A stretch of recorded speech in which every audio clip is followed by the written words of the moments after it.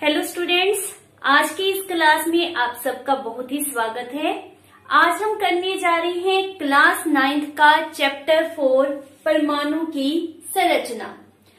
परमाणु की संरचना चैप्टर स्टार्ट करने से पहले आपको अपने माइंड में लेकर आना होगा चैप्टर 3। कौन सा था हमारा चैप्टर 3? परमाणु एवं अणु। परमाणु तथा अणु, इसके बारे में हमने पिछले चैप्टर में क्या सीखा था कि कोई भी पदार्थ है, जैसे मान लेते हैं मैंने यह एक पदार्थ लिया है, लेट्स सपोज यह आयरन का है, गोल्ड, सिल्वर, कोई भी पदार्थ आप यूज कर लें तो उस पदार्थ में छोटे छोटे कण विद्यमान होते हैं। उन कणों को हम नाम क्या देते हैं? तत्व का। और जो तत्व होता है वह बहुत ही छोटे छोटे कणों से मिलकर बना होता है। उन कणों को नाम क्या दिया जाता है? वेदर परमाणु या फिर अणु। तो परमाणु और अणु क्या है? अगर आप सिंगल कण की बात कर रहे हो तो वह क्या है? परमाणु।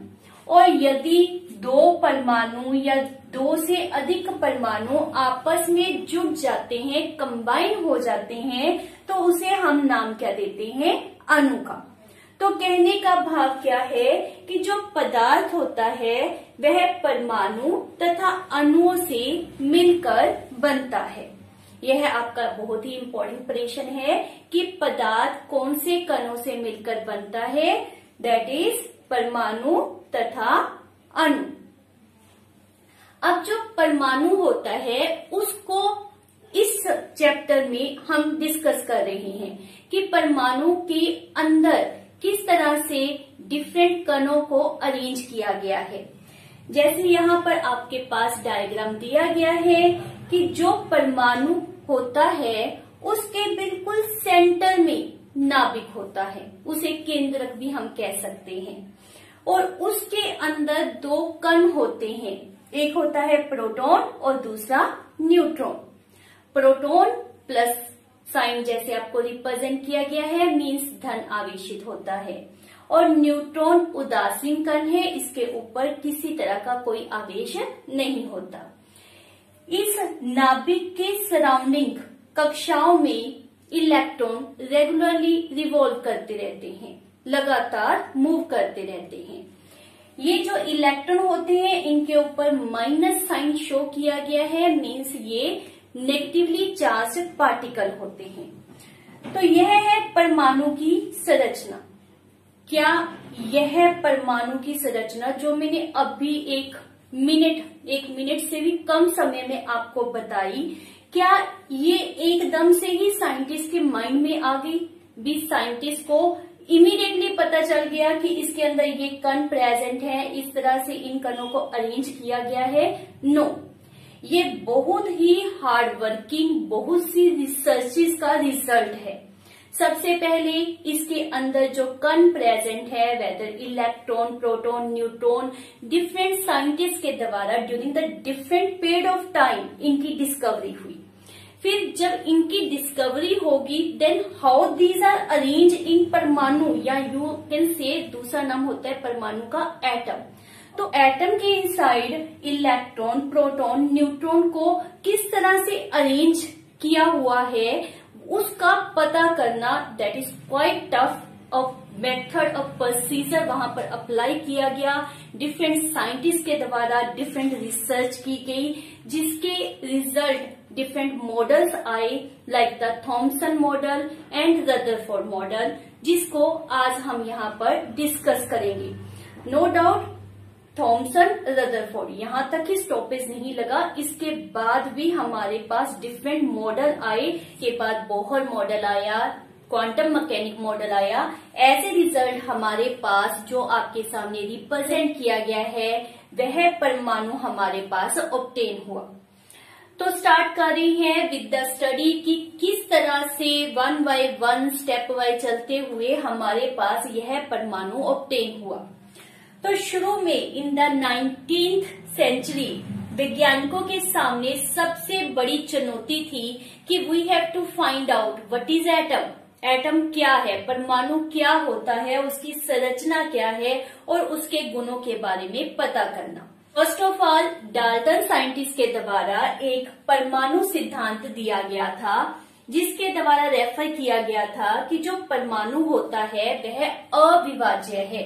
Means let's suppose this is परमाणु, मीन्स यह अविभाजित है, इसको फर्दर छोटे छोटे कणों में आप विभाजित नहीं कर सकते, ये कहना था हमारे डाल्टन साइंटिस्ट के द्वारा।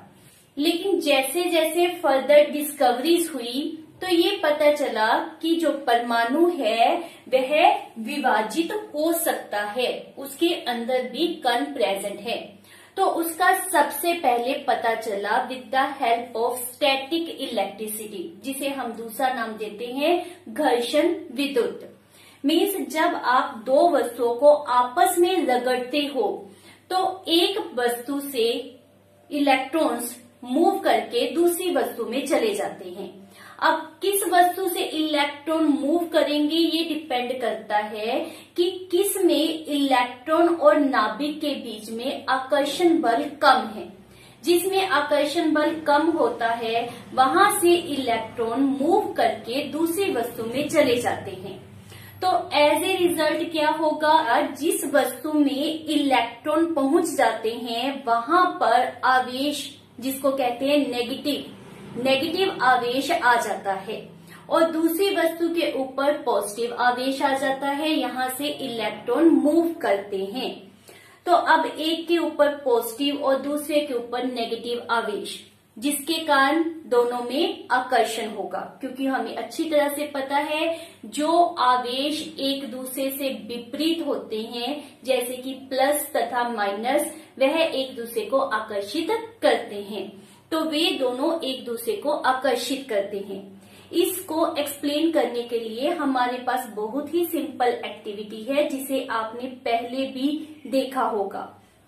लेट्स सपोज मेरे पास यह कंघी है। इसके द्वारा जब सूखे बालों को कॉम्ब किया जाता है तो इलेक्ट्रॉन ट्रांसफर होता है, जिसे हम कहते हैं घर्षण विद्युत, और इंग्लिश में रेफर किया जाता है static electricity. As a result कंघी के ऊपर चार्ज आ जाएगा, यह आवेशित हो जाएगी तथा कागज के छोटे छोटे टुकड़ों को अपनी तरफ खींचने लग जाएगी। तो मेरे पास यह कंघी है। अब मैंने इसको अपने बालों में कॉम्ब किया। रिजल्ट क्या होगा, यह आवेशित हो जाएगी, और जब हम इसको कागज के टुकड़ों के पास लेकर आएंगे तो जैसे आप देख रहे हो यह कागज के टुकड़ों को अपनी तरफ आकर्षित करती है। तो यहाँ पर हम क्या देख रहे हैं कि यहाँ पर इलेक्ट्रॉन का ट्रांसफर हो रहा है। तो इट मीन्स परमाणु अविभाजित नहीं है। इसमें से कण बाहर निकल सकते हैं या फिर इसमें कण एंटर कर सकते हैं, मतलब ये कणों को ग्रहण कर सकता है। तो यह सिद्ध हो गया with the help of static electricity कि एटम या परमाणु अविभाजित नहीं होता है, उसके अंदर छोटे छोटे कण विद्यमान होते हैं। तो फर्दर हमारे पास रिसर्च हुई इन द 1900। तो इन the year 1900 by the J Thomson के द्वारा एक सब एटॉमिक पार्टिकल की डिस्कवरी की गई, that is known as electron. तो सिद्ध हो गया कि जो हमारा एटम है, जो हमारा परमाणु है, वह अविभाजित नहीं है, वह डिविजिबल होता है, वह विभाजित हो सकता है। इलेक्ट्रॉन जो फाइंड आउट किए गए वो नेगेटिवली चार्ज पार्टिकल थे। उनका मास, जिसको हम द्रव्यमान कहते हैं, वह बहुत बहुत बहुत ही कम था। इन इलेक्ट्रॉन की डिस्कवरी से थोड़ा समय पहले ही एक पॉजिटिव रेस की डिस्कवरी हुई, जिसका नाम दिया गया केनाल रेस, और यह डिस्कवरी की गई थी बाय ई गोल्डस्टाइन। तो ये पॉजिटिवली चार्ज रेस, जिसका नाम हमने क्या रेफर किया है, केनाल रेस या फिर एनोड रेस, इसके अंदर एक सब एटॉमिक पार्टिकल डिस्कवर हुआ जिसका नाम है प्रोटॉन। आप सबको वेल नोन है कि प्रोटॉन जो होते हैं वो इलेक्ट्रॉन से ऑपोजिट चार्ज पोसेस करते हैं। मींस उनके ऊपर जो आवेश होता है वह इलेक्ट्रॉन से ऑपोजिट होता है। इलेक्ट्रॉन के ऊपर कौन सा चार्ज है, नेगेटिव, और प्रोटॉन के ऊपर क्या चार्ज होता है, पॉजिटिव। यदि हम मास की तुलना करते हैं तो इनका मास इलेक्ट्रॉन के मास का 2000 गुना होता है, मतलब ये इलेक्ट्रॉन से भारी होते हैं।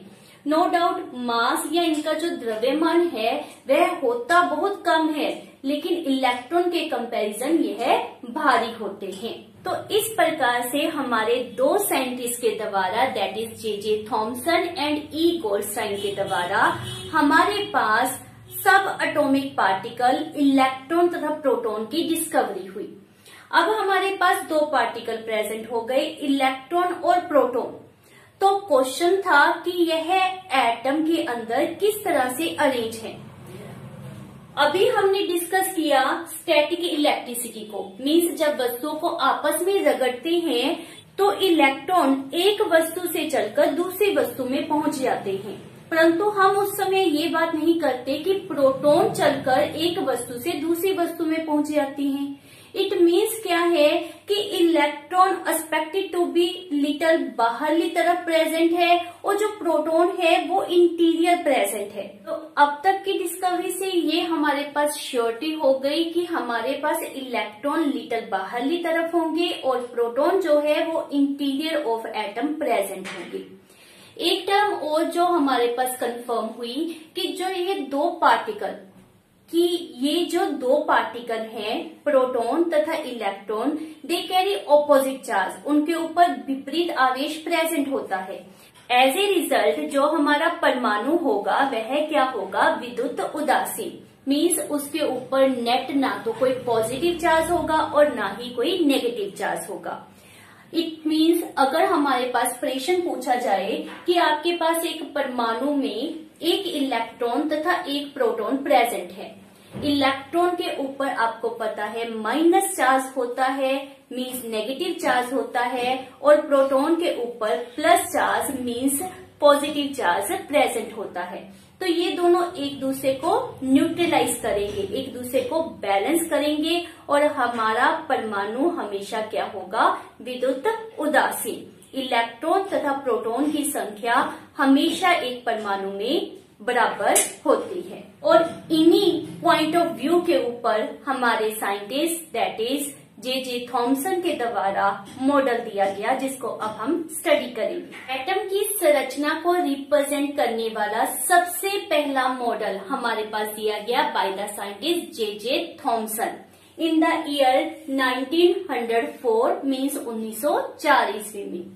तो जे थॉमसन के द्वारा जो मॉडल हमारे पास एटम का दिया गया उसमें सिर्फ दो सब एटॉमिक पार्टिकल थे, एक इलेक्ट्रॉन तथा दूसरे प्रोटॉन। न्यूट्रॉन की डिस्कवरी बहुत ही बाद में हुई थी, इन द ईयर 1932 में। जे थॉमसन का जो मॉडल था वो बहुत ही सिंपल था। उन्होंने इसके दो अदर नेम भी हमारे पास दिए, which is known as watermelon model और also called as a plum pudding model. Plum pudding model जैसे कि आपको दिखाया गया है, cake that is considered to be the pudding, उसके अंदर जो हमारे पास यहाँ पर प्लम्स यूज किए गए हैं, जैसे कि आपके पास ये ब्लैक कलर के स्ट्रक्चर दिखाए गए हैं, तो उसी तरह से हमारे थॉमसन के द्वारा दिया हुआ मॉडल था। उनके कहने का मीनिंग ये था कि जिस प्रकार पुडिंग में प्लम धसे हुए होते हैं, उसी प्रकार से धन आवेशित गोले के अंदर इलेक्ट्रॉन धसे हुए होते हैं। मीन्स उन्होंने पुडिंग को धन आवेशित गोले से कंपेयर किया और उसके अंदर जो प्लम्स प्रेजेंट थी उसको कंपेयर किया गया विद द इलेक्ट्रॉन। तो हमारे पास बाय जे थॉमसन क्या रेफर किया गया कि परमाणु एक धन आवेशित गोला होता है।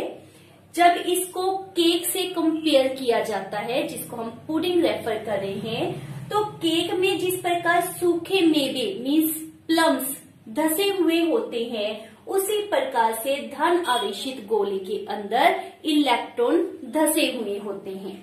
आप इसको वाटरमेलन के साथ भी कंपेयर कर सकते हो। वाटरमेलन के अंदर जो रेड पार्ट हमारे पास रिप्रेजेंट किया गया है वह है हमारा धन आवेशित पार्ट। और जो इसके अंदर सीड्स प्रेजेंट हैं, जो बीज प्रेजेंट है, वो क्या रिप्रेजेंट करते हैं? इलेक्ट्रॉन्स को। और ये इलेक्ट्रॉन आप समझ सकते हो कि जिस प्रकार अभी हमने प्लम पुडिंग मॉडल की बात की या फिर वाटरमेलन के साथ कंपेयर करके बात कर रहे हैं, तो हम क्या रेफर करें कि इलेक्ट्रॉन्स जो है वो अपनी जगह पर फिक्स है, they are not able to move, वो बिल्कुल भी मूव नहीं कर सकते, वो अपनी जगह के ऊपर धसे हुए होते हैं, they are not movable one. परमाणु जो होता है वह वैद्युतीय रूप से उदासीन होता है, जैसे कि अभी हमने पहले भी डिस्कस किया कि इलेक्ट्रॉन की संख्या ऑलवेज प्रोटॉन की संख्या के बराबर होती है। मीन जो इसमें धन आवेशित पार्ट है और जो ऋण आवेशित पार्ट है, मीन्स पॉजिटिव और नेगेटिव दोनों की संख्या एक दूसरे के बराबर होगी, इसीलिए परमाणु क्या मिलता है हमें? उदासीन। तो यह था हमारे पास थॉमसन के द्वारा दिया गया model.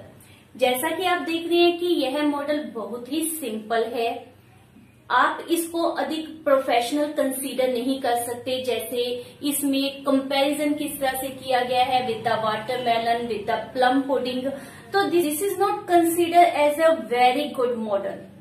As well as further दूसरे साइंटिस्ट के द्वारा जो एक्सपेरिमेंट किए गए, तो उन एक्सपेरिमेंट के ऊपर भी हमारा यह जो मॉडल है यह फिट नहीं बैठता था। जैसे कि रदरफोर्ड के स्कैटरिंग एक्सपेरिमेंट को एक्सप्लेन करने के लिए जब जे थॉमसन के इस मॉडल को यूज किया गया, तो यह वहां पर फिट नहीं बैठता था, यह स्कैटरिंग एक्सपेरिमेंट को एक्सप्लेन नहीं कर सका। So we have need of another model which is known as Rutherford's model. तो रदरफोर्ड के मॉडल में in comparison of Thomson model क्या हमारे पास न्यू टर्म्स आई, हम उनको स्टडी करते हैं। नेक्स्ट हम करने जा रहे हैं बहुत ही important model, Rutherford's model of atom, given by Ernest Rutherford in the year of 1911। Rutherford scientist is known as father of nuclear physics. Ernest Rutherford के द्वारा परमाणु के नाभिक की खोज हुई by his experiment which is known as scattering experiment. तो किस प्रकार रदरफोर्ड अपने मॉडल के ऊपर पहुंचे, उसको समझने के लिए सबसे पहले हम उनके स्कैटरिंग एक्सपेरिमेंट को समझते हैं। स्कैटरिंग एक्सपेरिमेंट करने के लिए उन्होंने गोल्ड फॉइल को यूज किया। वाई गोल्ड फॉइल को ही क्यों यूज किया गया? किसी और धातु को, let's suppose silver, copper, iron, इस तरह की किसी धातु का उपयोग इस एक्सपेरिमेंट के लिए क्यों नहीं किया गया? अल्फा पार्टिकल को क्रॉस करने के लिए उन्हें एक इस तरह की फॉइल चाहिए जिसमें परमाणुओं की संख्या कम से कम हो, मीन्स उस फॉइल की मोटाई बिल्कुल कम होनी चाहिए। और गोल्ड एक ऐसा एलिमेंट होता है जिसमें सबसे अधिक मेलेबिलिटी होती है, सोने में आघातवर्धता सबसे अधिक होती है। जब सोने की धातु को पीट कर शीट या यू कैन से फॉइल तैयार की गई, तो उसकी मोटाई 1000 परमाणुओं की मोटाई के बराबर थी। यह गुण सिर्फ सोने में ही पाया गया, किसी अन्य धातु से इतनी पतली परत तैयार करना मुश्किल था।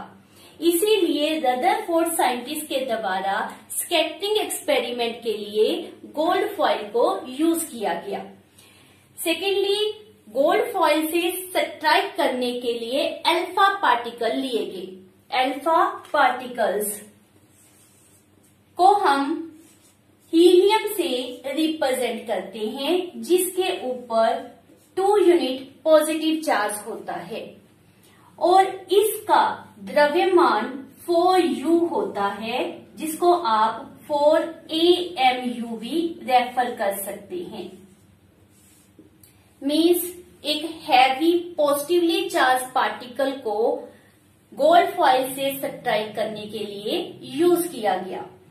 तो ऑब्वियस है, if it has positive charge, तो जब इसको आप एटम से सब्ट्रैक्ट करोगे तो जैसे हमारे पास थॉमसन के द्वारा मॉडल दिया गया था कि परमाणु में क्या होता है, एक धन पॉजिटिव का गोला होगा और उसके अंदर इलेक्ट्रॉन धसे होंगे।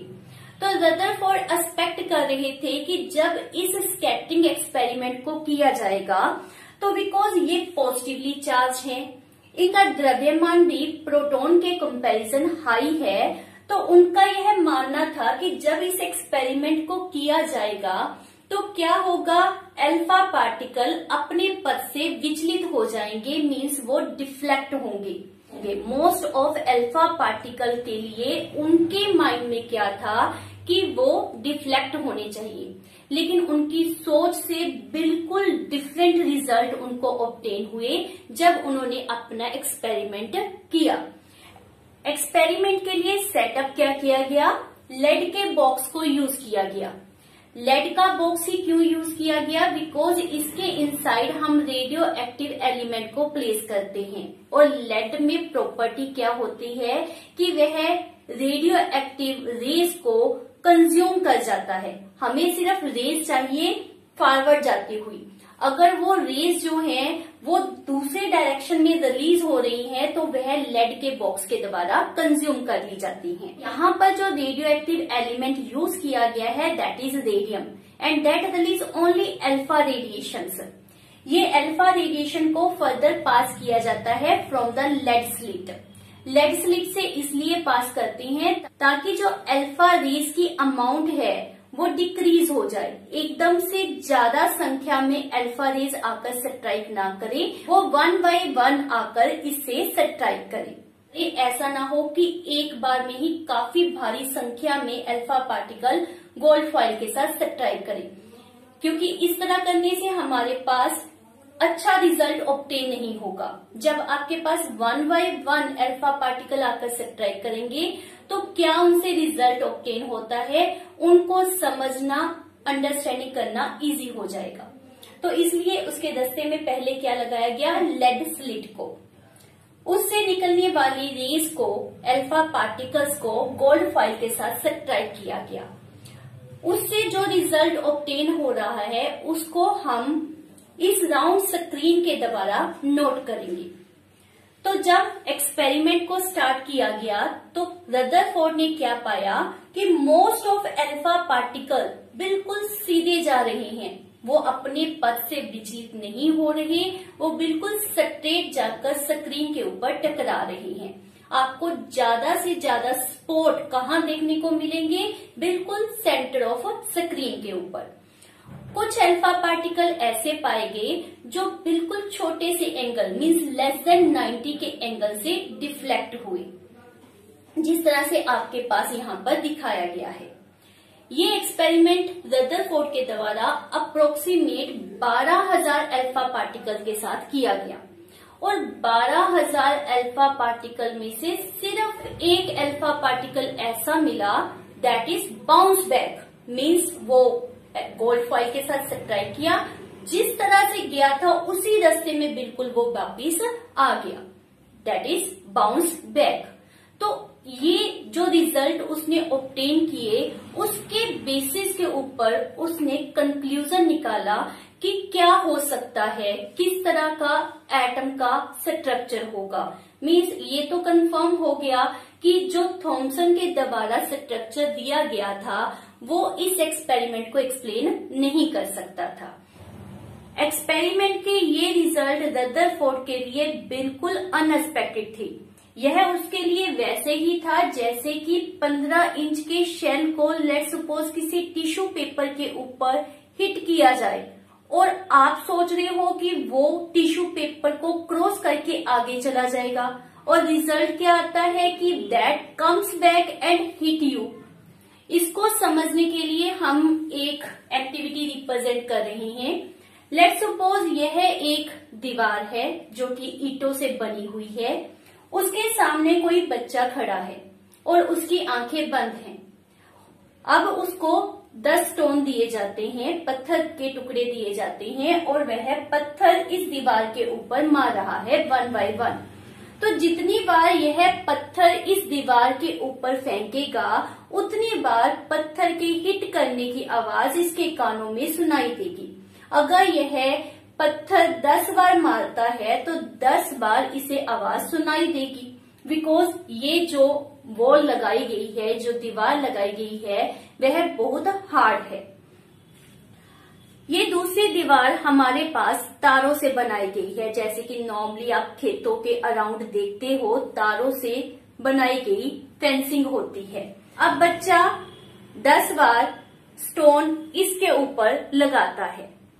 यदि उसके द्वारा लगाया गया स्टोन इन प्लेसेस के ऊपर आता है तो ऑब्वियस है इसको क्रॉस करके वह दूसरी तरफ चला जाएगा, बिकॉज यह जो स्थान है वो बिल्कुल खाली है, यहाँ पर कोई दीवार या कोई तार नहीं है।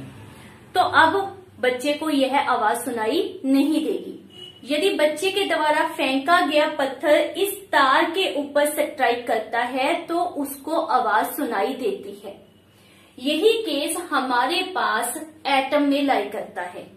रदरफोर्ड के पास, जैसा कि थॉमसन के द्वारा दिया गया मॉडल था कि पॉजिटिव चार्ज सभी जगह के ऊपर फैला हुआ है, वैसा नहीं है। और यदि वैसा होता तो अल्फा पार्टिकल डिफ्लेक्ट होते बड़ी संख्या में, परंतु हम क्या देख रहे हैं कि अल्फा पार्टिकल तो आगे चले गए। इट मीन्स क्या है कि मोस्ट ऑफ स्पेस जो एटम के इनसाइड है वह खाली है, वहां पर पॉजिटिव पार्टिकल्स नहीं है, वहां पर प्रोटॉन प्रेजेंट नहीं है। थोड़ी बहुत डिफ्लेक्शन हमें मिलती है विद अ स्मॉल एंगल, जैसे कि अभी हमने रेफर किया। तो इसका कारण क्या था? इसके कारण हमारे पास रदरफोर्ड ने मेंशन किया कि एटम के बिल्कुल सेंटर में बहुत थोड़ी सी जगह के ऊपर whole the positive charge present होगा। मतलब जितना भी पॉजिटिव चार्ज है एटम का वो सारा कहाँ पर प्रेजेंट होगा? बिल्कुल थोड़ी सी जगह के ऊपर, और उसको रदरफोर्ड के द्वारा नाम दिया गया न्यूक्लियस, या यू कैन से नाभिक का। ये थी नाभिक की डिस्कवरी के पीछे experiment that is known as scattering experiment. तो इट मीन्स पॉजिटिव चार्ज या प्रोटॉन्स सारी जगह पर नहीं फैले हुए, वो एटम के अंदर बहुत ही छोटी जगह के ऊपर विद्यमान होते हैं। लास्ट पॉइंट जिसमें उन्होंने रेफर किया था कि 12,000 में से सिर्फ एक पार्टिकल ऐसा था जो बाउंस बैक हुआ। तो इसका रीजन क्या है? अब जो अल्फा पार्टिकल है, नो डाउट वो हैवी पार्टिकल है, तो उनके बाउंस बैक होने का रीजन क्या है कि एटम का मीन्स परमाणु का जितना भी भार है वो सारा भी कहाँ पर विद्यमान है? नाभिक के अंदर, मीन्स उस छोटी सी जगह के अंदर जिसका साइज एटम के कंपैरिजन बहुत ही कम है। तो सारा का सारा पॉजिटिव चार्ज और जितना मास है, जितना द्रव्यमान है, वो एटम में कहाँ पर प्रेजेंट होता है? इन द न्यूक्लियस, नाभिक के या केंद्र के इनसाइड प्रेजेंट होता है।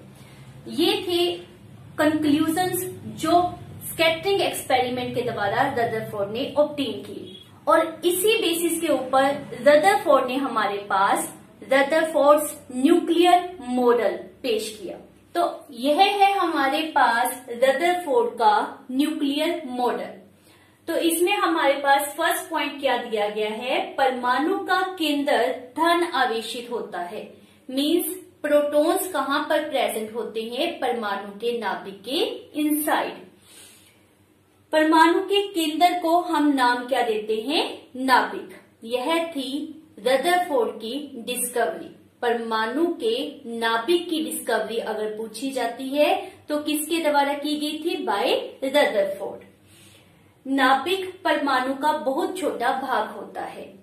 तो बच्चों, जो परमाणु का साइज है, मीन्स परमाणु की रेडियस की यदि हम बात करते हैं तो वह होती है 10 की पावर -10 मीटर। और जो परमाणु का केंद्र है, परमाणु का नाभिक है, उसका साइज होता है 10 की पावर -15 मीटर। इसका क्या अर्थ है कि जो परमाणु के नाभिक की रेडियस होती है, त्रिज्या होती है, वह परमाणु की त्रिज्या के कंपैरिजन 10 की पावर 5 टाइम्स कम होती है। तो हम समझ सकते हैं कि जो नाभिक है उसका साइज बहुत ही छोटा होता है, परंतु यह भारी होता है क्योंकि परमाणु का द्रव्यमान कहाँ पर होता है, उसके नाभिक में। इलेक्ट्रॉन नाभिक के चारों ओर गोलाकार कक्ष में घूमते हैं, जैसा कि आपको दिखाया गया है। इलेक्ट्रॉन जो होते हैं वह नाभिक के अराउंड गोलाकार कक्ष में घूम रहे होते हैं। यहाँ पर बिल्कुल opposite to the Thomson point of view रखा गया है। थॉमसन ने हमारे पास क्या कहा था कि जो इलेक्ट्रॉन है वह धसे हुए हैं, दे आर नॉट मूवेबल, लेकिन रदरफोर्ड के अकॉर्डिंगली वे रेगुलरली मूव कर रहे हैं, वे अपनी जगह पर रुके हुए नहीं होते हैं। तो ये हमारे पास रदरफोर्ड मॉडल के मेन पॉइंट्स है। एक बात और माइंड में रखें कि उस समय तक न्यूट्रॉन की डिस्कवरी नहीं हुई थी। जैसे अभी भी हमने रेफर किया कि रदरफोर्ड ने मॉडल दिया था 1911 में, और न्यूट्रॉन की डिस्कवरी उसके बहुत बाद में हुई। परंतु रदरफोर्ड के द्वारा यह अनुमान लगाया गया था कि नाभिक के इनसाइड ओनली प्रोटॉन्स प्रेजेंट नहीं है, वहां पर कुछ और पार्टिकल भी प्रेजेंट हैं। No doubt he was not known that their name is neutron. उसके बारे में उसको नॉलेज नहीं थी, लेकिन वो एक्सपेक्टेड था कि जो परमाणु का भार है वह सिर्फ और सिर्फ प्रोटॉन के कारण नहीं है, वहां पर कुछ और पार्टिकल भी प्रेजेंट है जिनकी बाद में डिस्कवरी हुई और उन्हें न्यूट्रॉन का नाम दिया गया। अब हम करने जा रहे हैं drawbacks of Rutherford's model of atom, means Rutherford model की कमियां, उसकी सीमाएं। तो हमारे पास रदरफोर्ड के द्वारा मेंशन क्या किया गया था कि जो इलेक्ट्रॉन है वह नाभिक के अराउंड गोलाकार कक्ष में घूमता है। जब भी कोई कण गोलाकार कक्ष में घूम रहा होता है तो वह त्वरित हो जाता है, और त्वरण के कारण वह रेगुलरली ऊर्जा का विकिरण करना शुरू कर देता है। जैसे जैसे उसमें से ऊर्जा का विकिरण होगा, मतलब वह ऊर्जा को लॉस करता जाएगा, ऊर्जा को खोने के कारण वह रेगुलरली स्पाइरल पाथ में मूव करता करता क्या होगा, न्यूक्लियस में, नाभिक में आकर गिर जाएगा। इट मीन्स क्या है कि परमाणु अस्थिर है। अकॉर्डिंग टू रदरफोर्ड परमाणु क्या साबित हुआ कि यह अस्थिर है, लेकिन हम सबको अच्छी तरह से पता है कि परमाणु स्थिर होता है। तो रदरफोर्ड का मॉडल परमाणु की स्थिरता को स्पष्ट नहीं कर सका, एज वेल एज रेखिक स्पेक्ट्रम को एक्सप्लेन नहीं कर सकता रदरफोर्ड का मॉडल। रेखिक स्पेक्ट्रम क्या होता है इसके बारे में आप नेक्स्ट टॉपिक में स्टडी करोगे। So this is all about our today's topic. क्या क्या आपने समझा कि इलेक्ट्रॉन की discovery done by J Thomson. Canal rays, जिसको एनोड रेज भी कहते हैं, उसकी डिस्कवरी की गई थी बाय साइंटिस्ट गोल्डस्टीन के द्वारा।